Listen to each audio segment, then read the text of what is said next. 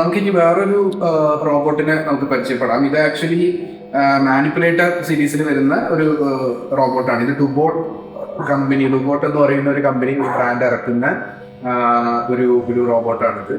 ഇത് ബേസിക്കലി പണ്ടൊക്കെ നമ്മുടെ ഏറ്റവും പഴയ റോബോട്ടിക് ടെക്സ്റ്റ് ബുക്കുകളൊക്കെ നോക്കുകയാണെങ്കിൽ അതിനകത്ത് മെയിൻ ആയിട്ട് പറയുന്നത് റോബോട്ടിക് ആമുകളെ പറ്റിയിട്ടായിരിക്കും കൂടുതലായിട്ട് അതിനകത്ത് സംസാരിച്ചിട്ടുണ്ടാവും, മാനിപ്പുലേറ്റേഴ്സിനെ പറ്റിയിട്ടായിരിക്കും.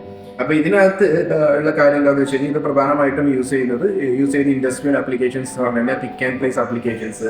ഇപ്പോൾ നമ്മുടെ ഈ ഫാക്ടറി ലൈനുകളിലൊക്കെ നമ്മുടെ കൺവെയറിലൂടെ വരുന്ന സാധനങ്ങളൊക്കെ പിക്ക് ചെയ്തിട്ടൊരു സ്ഥലത്തൊക്കെ എത്തിക്കുക.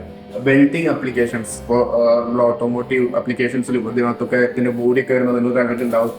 ആ ഫാക്ടറിക്കകത്ത് വലിയൊരു റോബോട്ടിക് ആം പോലത്തെ ഒരു സാധനം പോയിട്ട് കറക്റ്റ് സ്പോട്ടിനകത്ത് പോയിട്ട് വെൽഡ് ചെയ്യുക.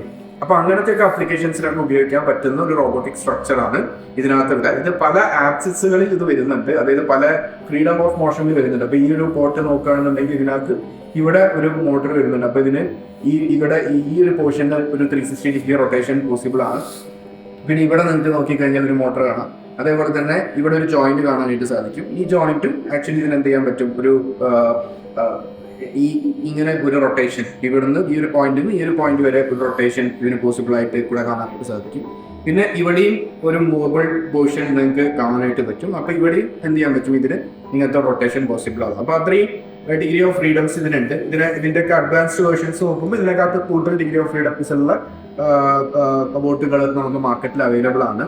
ഇതിന്റെ വളരെ മിനിയേച്ചർ ആയിട്ടുള്ള ഒരു വേർഷൻ ആണ്. നമ്മളിവിടെ യൂറോപ്പിലായിട്ട് ഇത് പ്രധാനമായിട്ടും യൂസ് ചെയ്യുന്നത് നമ്മുടെ ഇൻഡസ്ട്രിയൽ ഒരു യൂസ് കേസ് ആയിട്ട് നമ്മൾ ഉപയോഗിച്ചുകൊണ്ടിരിക്കുന്നത് ഒരു ഫാക്ടറി ഓട്ടോമേഷന് വേണ്ടിയിട്ടുള്ള, അതായത് അവരുടെ ഫാക്ടറി ലൈനിൽ നിന്ന് വരുന്ന പ്രൊഡക്റ്റുകൾ, അതായത് ഫോൾട്ടി പ്രൊഡക്ട്സും അതല്ലാതെ ഗുഡ് ക്വാളിറ്റി പ്രൊഡക്ട്സിനെ സെഗ്രിഗേറ്റ് ചെയ്ത് മാറ്റി വെക്കാൻ വേണ്ടിയിട്ടുള്ള ഒരു ആപ്ലിക്കേഷന് വേണ്ടിയിട്ടാണ് നമ്മൾ ഉപയോഗിക്കുന്നത്. അത് ആക്ച്വലി ഇതല്ല, അതിൻ്റെ ഒരു വലിയ വേർഷൻ ആയിരിക്കും നമ്മൾ ഉപയോഗിക്കുന്നത്. പക്ഷെ അതിൻ്റെ ഒരു മിനിയേച്ചർ മോഡൽ, ഒരു ടേബിൾ ടോപ്പ് മോഡലാണ്. അപ്പൊ അതിന്റെ പ്രോട്ടോസും അതേപോലെ തന്നെ അതിന്റെ റിസർച്ച് കാര്യങ്ങളൊക്കെ നമുക്ക് ഇതിനകത്ത്, ഡെവലപ്മെന്റ് കാര്യങ്ങളൊക്കെ നമുക്ക് ഇതിനകത്ത് ആക്ച്വലി തന്നെ വർക്ക്ഔട്ട് ചെയ്യാനായിട്ട് സാധിക്കും.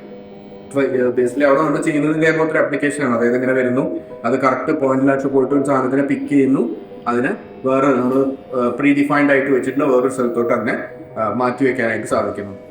അതാണ് പ്രധാനമായിട്ടും ഇതിന്റെ ആപ്ലിക്കേഷൻ. ഇനി ഈ ബോട്ടിനെ പറ്റി പറയുകയാണെന്നുണ്ടെങ്കിൽ ഇതിന് വേറെ കാപ്പബിലിറ്റീസ് ഉണ്ട്. ഇതിന്റെ ഈ ഹെഡ് എന്ന് പറയുന്നത് ഈ പിക്ക് ചെയ്തിട്ട് ഈ ക്ലിപ്പർ നമുക്ക് മാറ്റാനായിട്ട് പറ്റും. ഈ ക്ലിപ്പർ മാറ്റിയിട്ട് ഇതിനെ വേണമെങ്കിൽ നമുക്കൊരു വാക്വം സക്കിങ് പോലെ അങ്ങനെ സക്ക് ചെയ്തെടുക്കുന്ന ഒരു ഹെഡ് റീപ്ലേസ് ചെയ്യാം. അതേപോലെ തന്നെ ചിത്രങ്ങൾ വരയ്ക്കാനായിട്ടുള്ള കാപ്പബിലിറ്റി ഉണ്ട്.